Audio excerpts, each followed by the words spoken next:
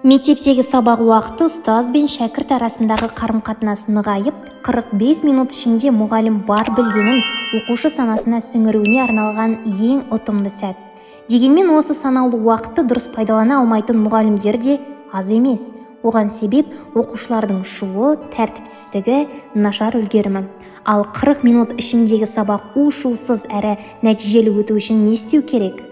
Ең әуелі дауыс көтермей түсіндіріңіз. Дауыс көтеру ұстаздың оқушыларға билік жүргізе алатынын көрсету мақсатында қолданатын әдісі. Бірақ бұл ұзаққа апармайды. Себебі дауыс көтеру, айғайлап сөйлеу ешкімге жақпайды. Біреудің үкілеп өсіріп отырған балаларына ата-анасынан көрмеген дауыс көтеруді көрсетіп, сыйыңызды арттыра алмайсыз. Оқушылар қабағыңыздан бәрін ұғатындай етіп, бір-біріңізге сыйластық танытуды үйреніңіз. Қысқа әрі нұсқа болсын. Сабақ жоспарын, сабақтың мақсатын қысқа әрі нұсқа түсіндіріңіз. Тіпті артық сөз қолданбай, шешендік сөздерден мысал келтіріп, қанатты сөздерді пайдалана отырып, оқушыны қызықтырып сабақ өтіңіз. Бұл өте маңызды. Келесі, оқушылармен жарыса сөйлемеңіз. Араның ұясындай шулаған сыныпты айғаймен тыныштандыру еш сыйыңыз жоқтығын көрсетеді. Сондықтан тыныштық сақталу үшін сіз ештеңе деместен сыныпқа кірген кезде біраз уақыт ортада тұрып, оқушылардың назарын өзіңізге аударыңыз. Олармен жарыса сөйлеудің қажеті жоқ. Шыбынның ызыңы естілетіндей толықтай тыныштық орнамай, сабақты бастамайтыныңызды ескертіңіз. Ал шу қайта жалғасып кетпес үшін сабақ жоспарын барынша қызықты етіп дайындап алып келіңіз.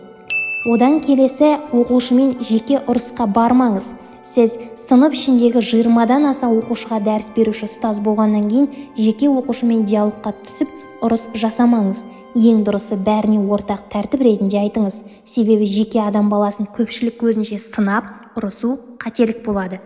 Ал егер тілазар бала болса, сабақ соңына қалдырып жеке сөйлесіңіз. Бір орында тұрып көзге тік қараңыз. Сабақ кезінде дәрісті жүріп түсіндірмеңіз.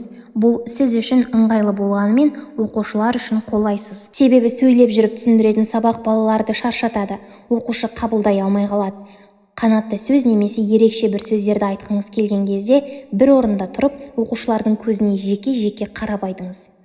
Орта дауыста тез әрі нақты сөйлеу. Оқушылар сізбен ерегесіп немесе шулап отырғанды жақсы көретін болса, бұл олардың үйде алған тәрбиесі емес. Олардың алдында беделіңіз бен бағыңызды түсіріп алғаныңыздың көрсеткіші. Мәселен, неге оқушылар бір ұстазды жақсы көріп, бір ұстазды ұнатпайды? Жақсы ұстаз болу барлығының қолынан келеді. Ол үшін орташа дауыста айғайламай, тез әрі нақты сөйлеп түсіндіру керек. Бұл шеберлік.